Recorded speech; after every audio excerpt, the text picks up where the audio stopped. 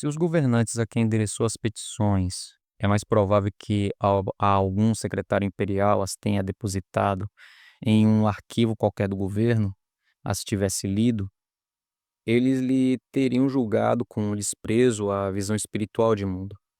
Marco Aurélio, conhecido pelos aforismos preservados em seu diário íntimo, teria com certeza detestado a filosofia cristã de Justino, classificando-a como obscenamente exagerada, o oposto do que ele considerava como as verdades a duras penas conquistada que obtivera na filosofia. Marco, reverenciando durante seu reinado como mestre do mundo civilizado, acima das riquezas e das honrarias imperiais, dava valor à filosofia religiosa que o ajudava a suportar as responsabilidades do cargo, e o manteve durante anos em solidão, desilusão e sofrimento. Em sua rodada diária de deveres, ele invocava sempre reflexões filosóficas, a fim de lembrar-se de que, como todos os seres humanos, estava sujeito às forças que governam o universo. Marco fora educada para o poder pelo pai, o imperador Antônio Pio. Com relutância, renunciara à filosofia, seu primeiro amor, para estudar atividades práticas como artes marciais, oratória, equitação e formação de um caráter apropriado a um imperador. Ele louva o pai como seu maior modelo de caráter humano, em especial pela capacidade concedida por dom divino de imaginar clara e frequentemente uma existência vivida de acordo com a natureza e pelos lembretes e quase as instruções dos deuses que corporificavam as forças da natureza. Embora se expresse quase sempre na linguagem da religiosidade tradicional, adaptou para uso próprio as reflexões de certos mestres estoicos, como Mussônio Rufo, que interpretara os velhos deuses, Zeus, Hera, Afrodite, Apolo, como elementos do universo natural.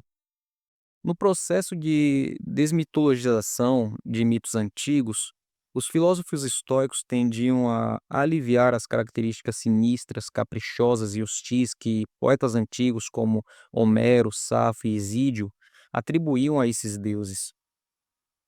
Marco viera a acreditar que todos os deuses e demônios, seres espirituais, por mais caóticos ou menos conflituosos que parecessem, eram na realidade parte de uma única ordem cósmica. Sozinho à noite, escrevendo no seu diário, talvez em uma tenda, acampando com os soldados numa floresta estranha ao longo de um tributário do Danúbio ou na planície húngara, Marco a todo instante expressava reverência, misturada com uma nítida sensação de vulnerabilidade de nossa frágil espécie. No entanto, acreditava que a religiosidade consistia em submeter-se de boa vontade à natureza, à necessidade e ao destino, termos que considerava intercambiais entre si. Em sua opinião, não havia dúvida de que todos nós estaríamos sujeitos a essas forças cósmicas.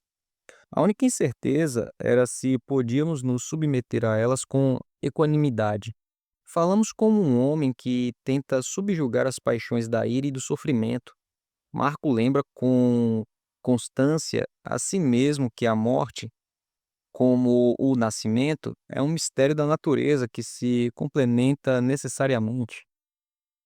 Tudo o que acontece é tão comum e previsível como a rosa da primavera ou a fruta do verão. Isso é tão verdadeiro sobre a doença, a morte, a calúnia, a conspiração, como sobre tudo mais.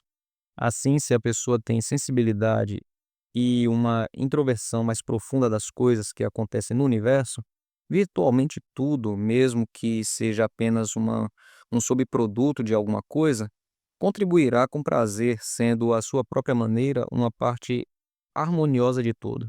Lembrando-se das lutas de gladiadores e dos espetáculos em que pessoas eram despedaçadas por animais selvagens, Marco reflete que um verdadeiro filósofo verá as goelas escancaradas de animais selvagens com prazer não menor do que as representações artísticas dos mesmos, e poderá apreciar em anciãos, tanto homens como mulheres, as características da idade e olhar com sabedoria tranquila para a beleza erótica dos homens. Marco refere-se aos deuses como vastas potências universais. Através dela, nossa vida individual seria entrelaçada no tecido da existência, na qual nossos elementos eventualmente se dissolveriam. A alma humana é mais arrogante quando se torna, com toda a rapidez que pode, um tio de abscesso ou tumor no universo. Isso porque queixar-se de alguma coisa que acontece é uma rebelião contra a própria natureza. Com a consciência aguda de que a catástrofe e a boa sorte caem indiscriminadamente sobre os bons e os maus, Marco luta para extrair sentido desse fato. Será que o universo funcionava de maneira caótica, sem plano nem direção? Será que a honestidade requeria que nos tornássemos ateus? Mas rejeita a ideia de que a vida é destituída de assédio e diz, em vez disso, que não é falha da natureza, como se ela fosse ignorante, impotente ou cometesse erros. Se coisas boas e más caem indiscriminadamente sobre os bons e os maus. Ao contrário, essa falta de discriminação demonstra que viver e morrer, reputação e desonra, dor e prazer, riqueza e pobreza, não são, na verdade, nem boas nem más, e sim apenas parte da obra da natureza, o que de fato envolveria o bem e o mal. No entanto, seria a maneira como reagimos ao que a natureza faz.